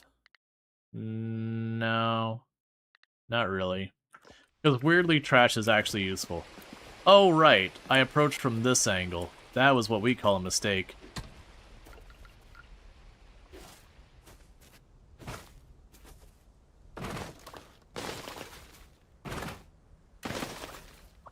Alright, Chili. You have a good one.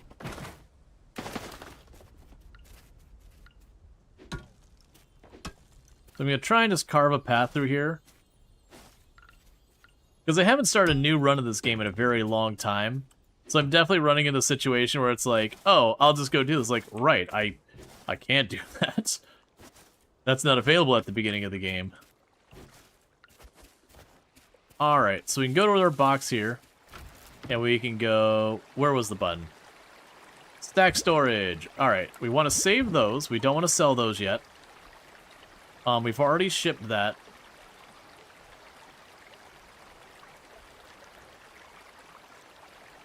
Want to ship one of those as well. Ship one of those, ship one of those, ship one of those.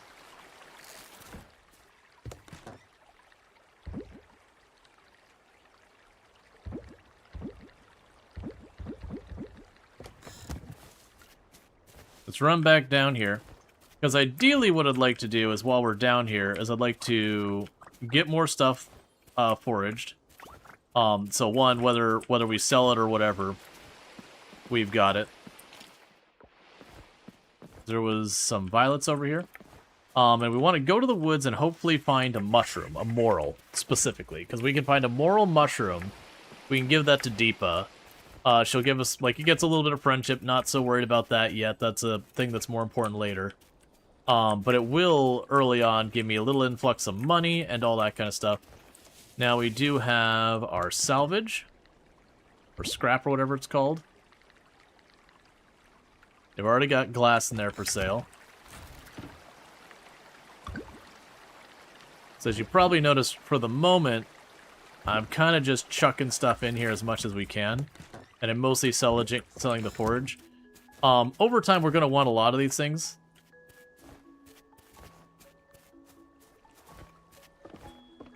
We're going to want to clear this property as well.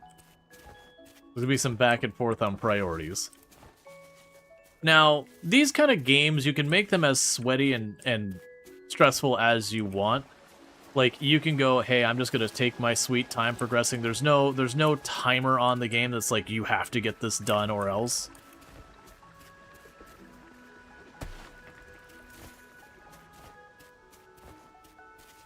But you can kind of put a lot of pressure on yourself as well. It's really easy in these games to feel very overwhelmed because you're trying to do everything. And it's just to remind yourself that there is like, oh, we just found straight up cash. That used to also not be a thing. So if you start getting yourself stressed out, overwhelmed, just be like, hey, I'm working on, you know, whatever you're working on. I'll get the other thing later.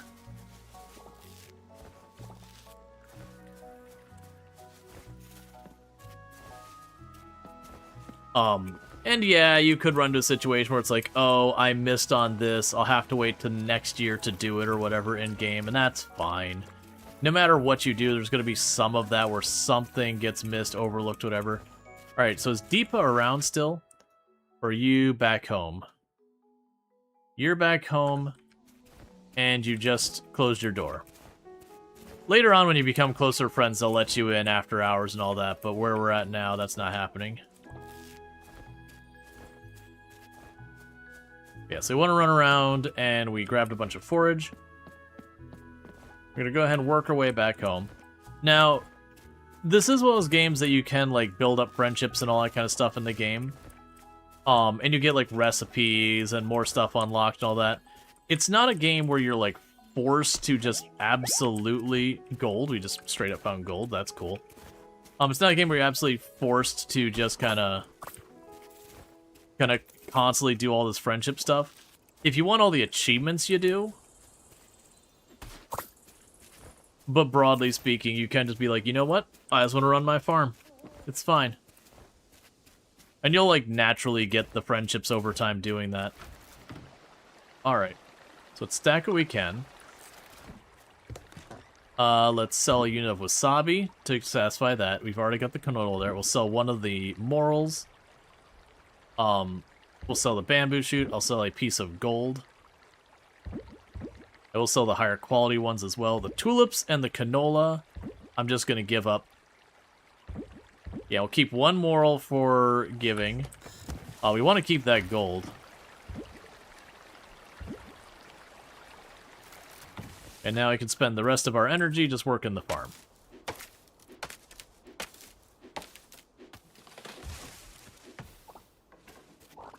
And I'm trying to not fall into the issue I tend to run into these early games. Is early game I tend to always want to scale the farm immediately. And what I mean by that is I'll tend to go in there every dime I get. I'll almost immediately turn around, go and buy another batch of seeds. I probably should do that to some degree, so I'm probably going to run and do an effort there. But there's definitely a juggle of like, okay, what are you working on the first?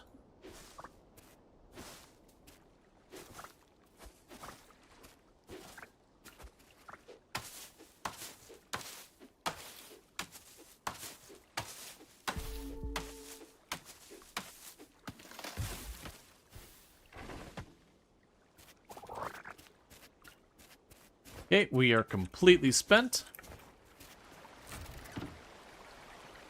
Oh, we got some wild seeds.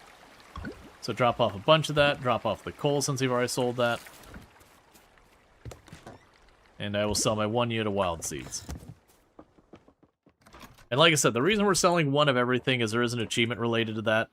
And so I just want to get in the habit of doing that. When we start getting to the point of relics, we can start duplicating things. Alright.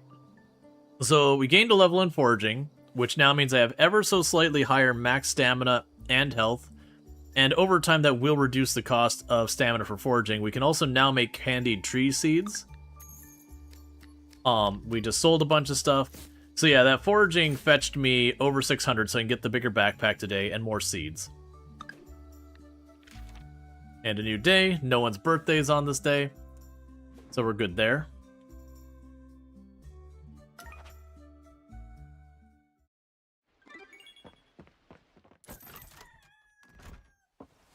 And it's raining, so no crops to water.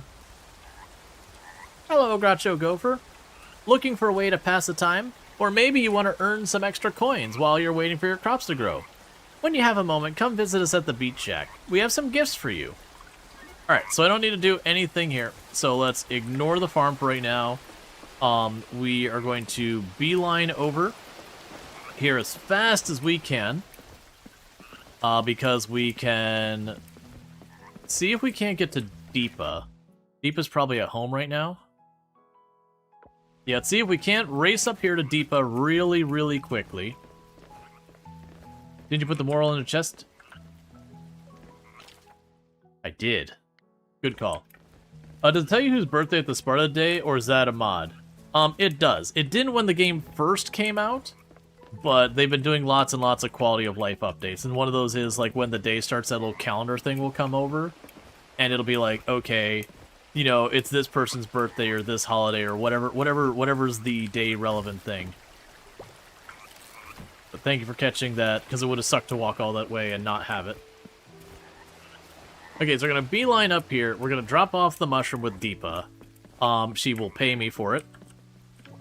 We're going to go and visit Sunny and all that.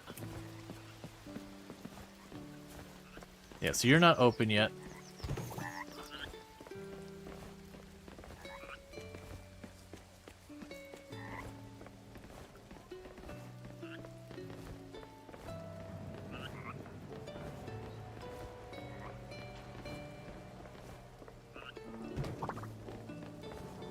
And on the way back, we could stop by the blacksmith and break that geode.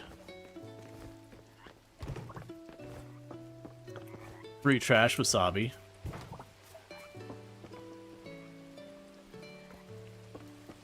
Okay, so you open soon, so let's go ahead and we'll just peek over here for more forage.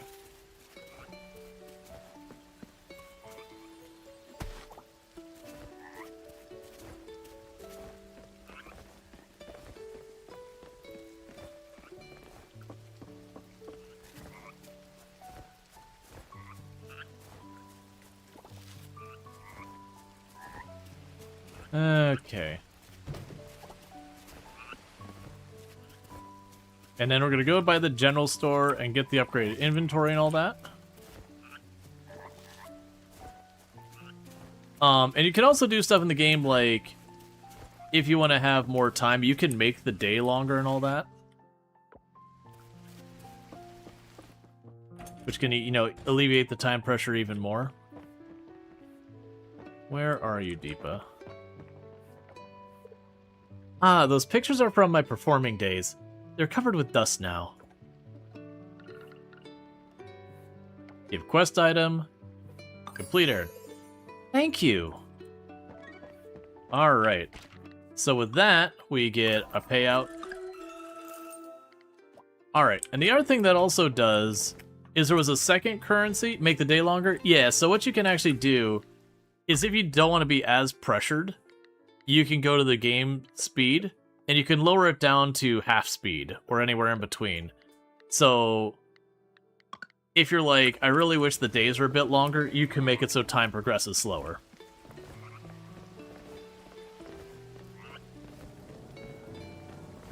Let's go pop the geode.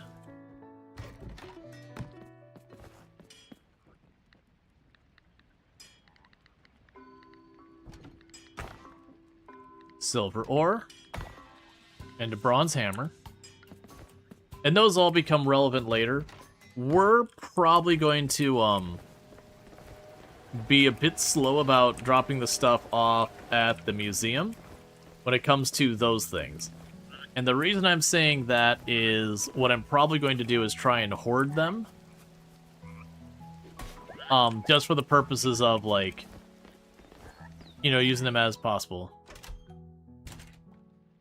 What are your hours? Are you not open on Wednesday? Don't you dare. Oh no, you're open. Wait, what? Oh, closed on Wednesdays. Well, crap. Alright, so we're not buying our bigger inventory and all that today. Do I have enough inventory for their stuff? No. Let's pop over here, drop stuff off real quick.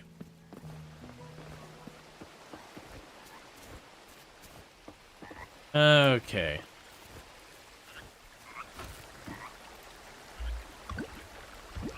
Drop those off. We want to keep at least one wasabi.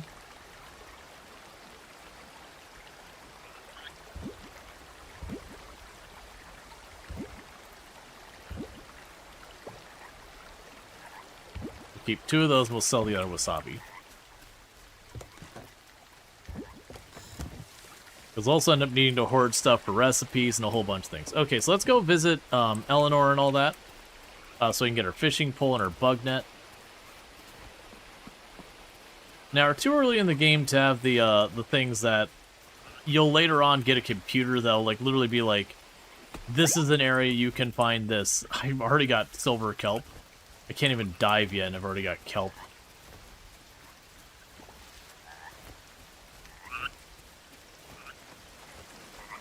All right.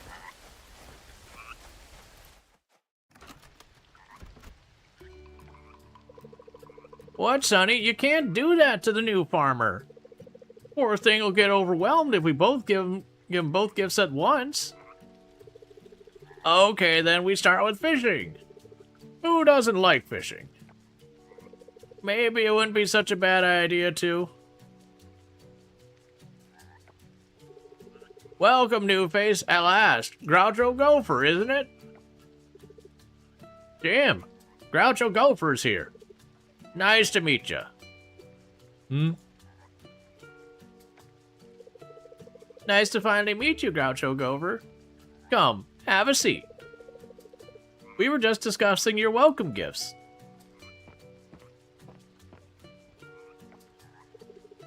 It's fine if you prefer to stand.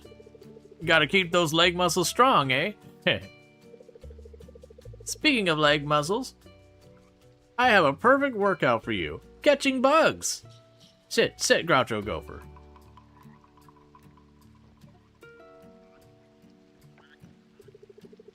So how's the farm life so far?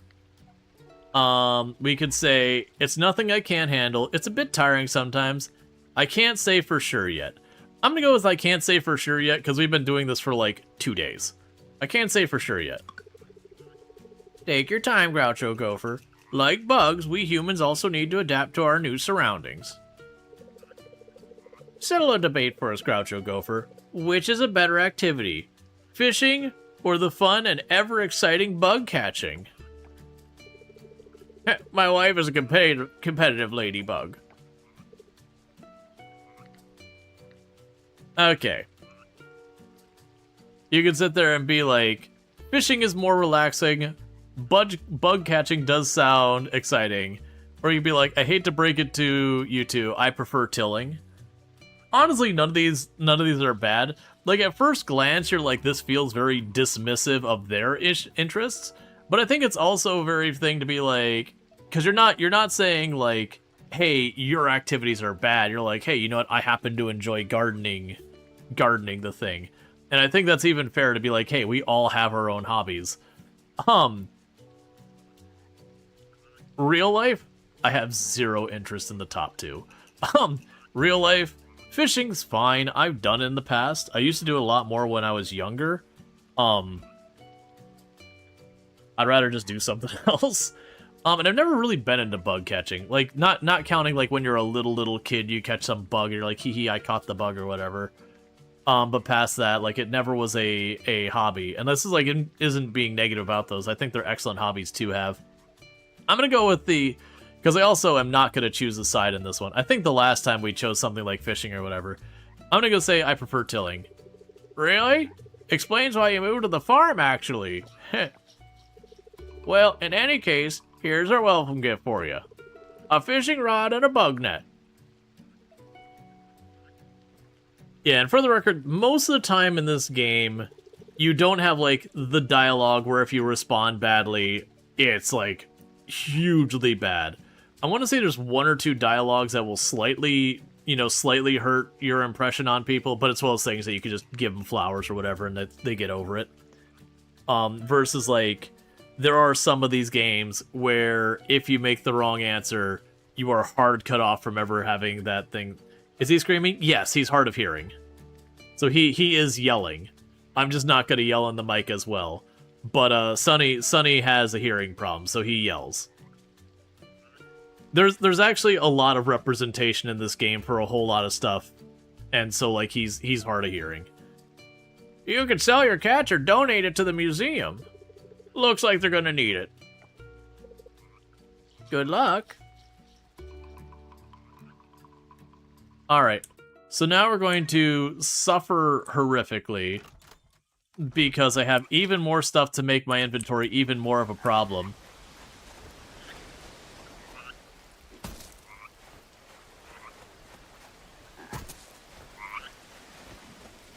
Alright.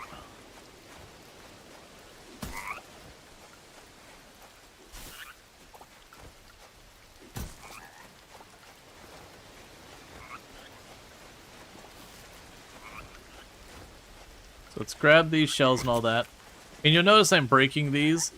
You can get coffers from the sand that are a little bit harder to find elsewhere. Okay, I have no inventory. Did I get a solar fragment? What? Okay, that's an endgame material. Wow, the progression of this game is so much weird. I won't be able to use it for anything. It's not like a material that's like, you know, me getting it's like, oh my god, I got some. It's like, oh, that's a material you use a lot when you're in the end game. That's cool. So we're going to chuck all of this in my my storage at the farm.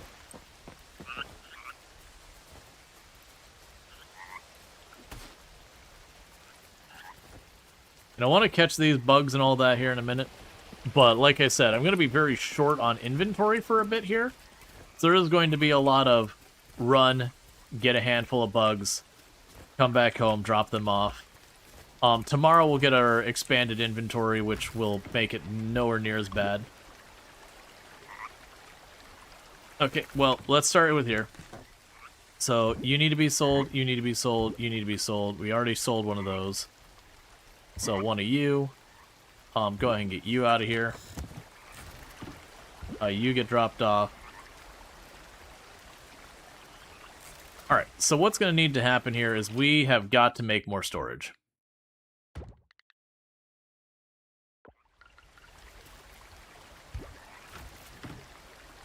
So, for the moment, I'm going to chuck these in here, and we're just going to have to do this whole thing where we juggle stuff around.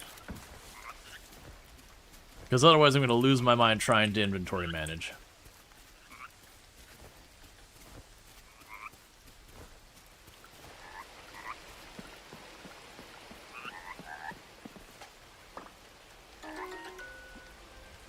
Alright.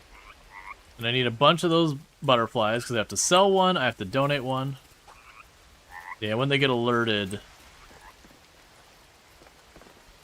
Right, it's left click and hold to creep up on stuff with that.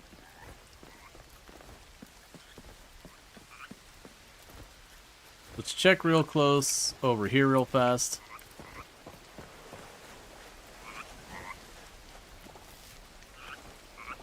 Haven't sold any of those yet.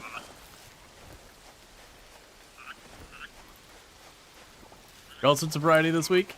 Yeah, no, I tend to bounce around, especially when you have games that are early access. I'll have a tendency with early access games most of the time to just play them for a stream or two. And then if I enjoy them a lot, I'll end up coming back to them later. Just because when I know I cannot finish a game, I tend to not want to put the time in.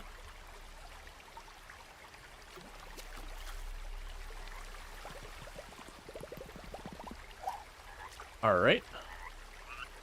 They've definitely changed a lot of the sounds around fishing. I understand they made improvements to fishing as well.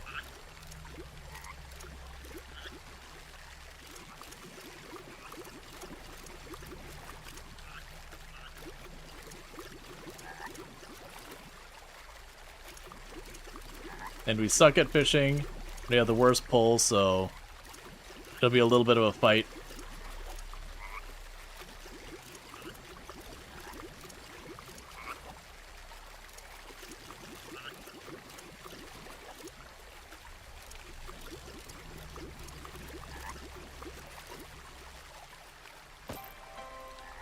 Okay, we caught a salmon. Is that a miasma or a stink cloud coming off the tree? It's like a miasma or whatever. That the trees all have weird stuff going on with them.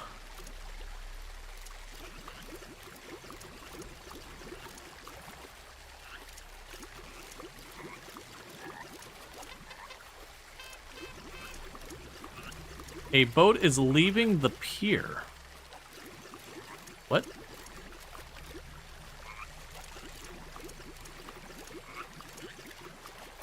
We'll see what that's about in a minute.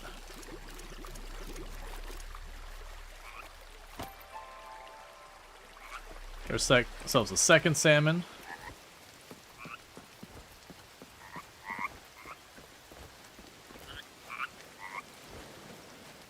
So pier's over here. That's a new notification.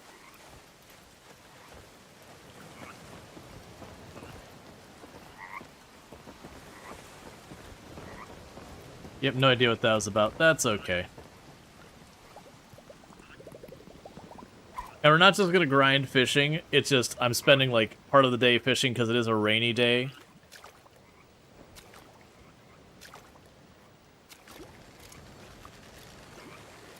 They're trying to catch a couple different fish, just to work on progressing those.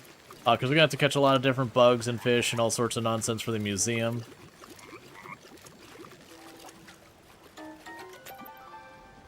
We got a ruby red dragonette.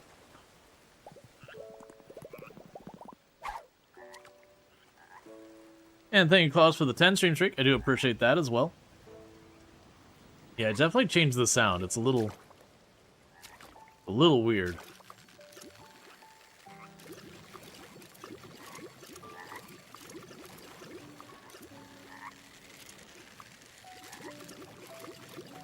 And you do have a thing where as you level, you have a tendency to catch better fish and all that.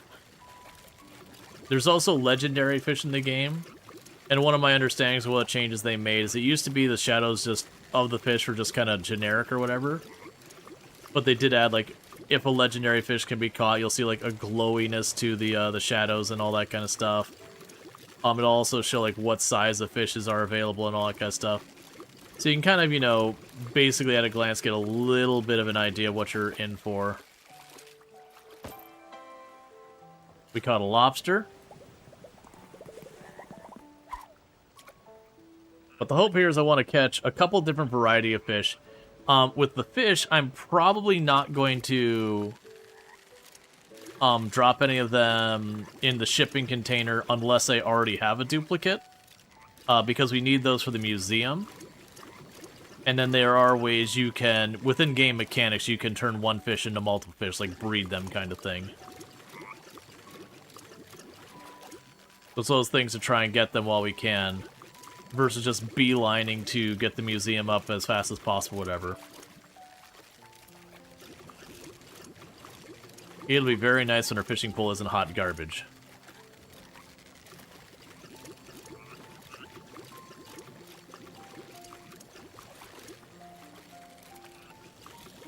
Almost broke the line there.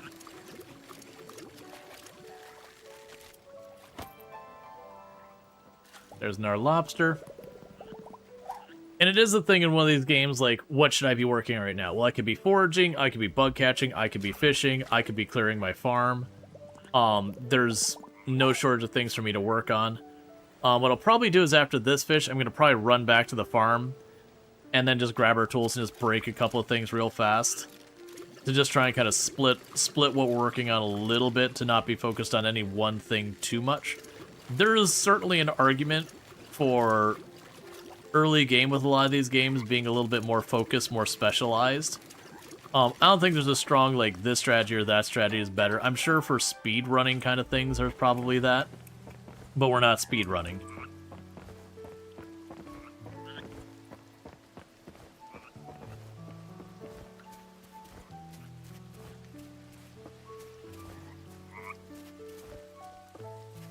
So let's try going to the left here and see if they have a bug along here we might be able to snag on the way by.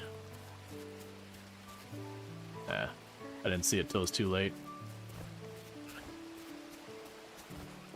Alright. Pop over here. We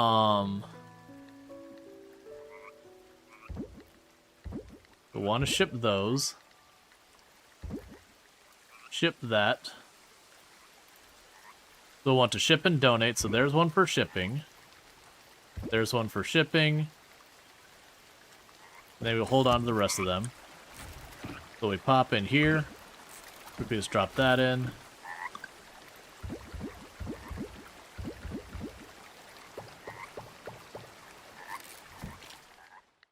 Alright, how do we want to do this? So frequency of tools use, we'll probably do like pickaxe that and that over here. Then the watering can. And it does sound like Tomb just got home, so what I'm going to end up doing here in just a minute is I'm going to probably run downstairs real fast to welcome my wife home, get some food in the oven, and all that stuff, and I'll be back here in just a couple minutes. And thank you again for tuning in, and we'll be right back for more Coral Island.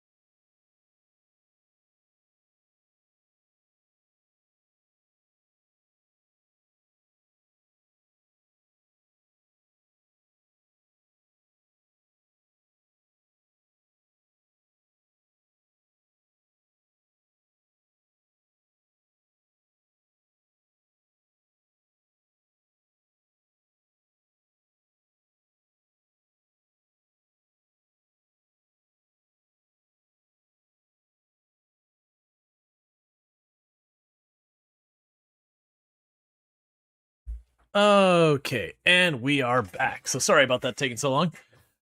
Oh, was it the clip where I caught, or was we were doing the anomaly and we had the dark event, but like there had just been a siege there before. So I had anti-grained the siege, and there were still fires burning from when that happened. And some random units, like friendly units, walked into the fire from off the map. Like, not like a hit, like, friendly fired them. The fire was just sitting there. And they walked to the fire, and then they went from allied to enemies because they were just dying one tick at a time. Which was utter BS. Is one of the few times I was genuinely like, I'm gonna save scum this because this is nonsense. I can't remember, we may have done that, like, in my entire time playing RimWorld, which is thousands of hours, I think I've dev mode twice. Like, once something had, like, bugged out and, like, just... Oh, I think it was one they had that bug where you'd go to land your shuttle and it would just fail and everyone would die kind of thing. So, like, it wasn't, like, you messed up in some way. It was just literally a bug that would cause the shuttle to fail to land and anyone on board would die. So I believe I dev mode that, or I can't remember if I dev mode or like Alt F4 out or whatever.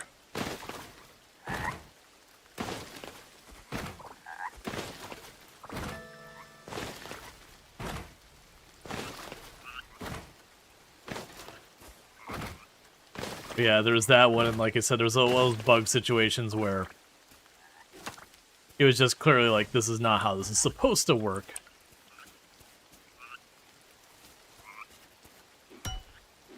Right, we need to get inside.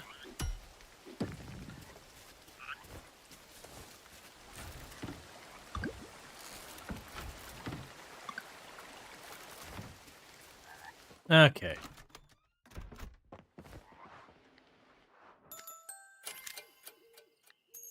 Alright. So I made a bunch more money. Okay, so it's Joko's birthday today. Let's have something for Joko.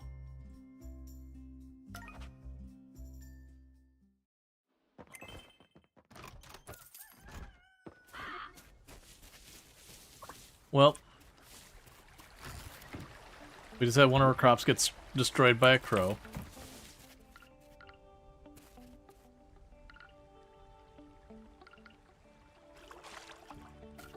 Actually, for that matter, we do have the wild seeds.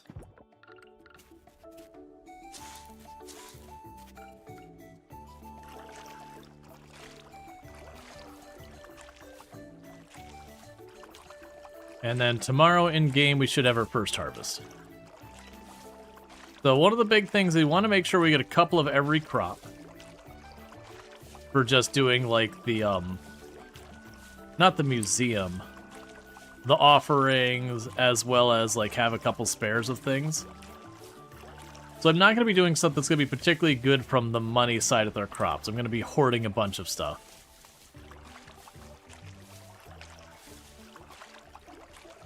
Alright.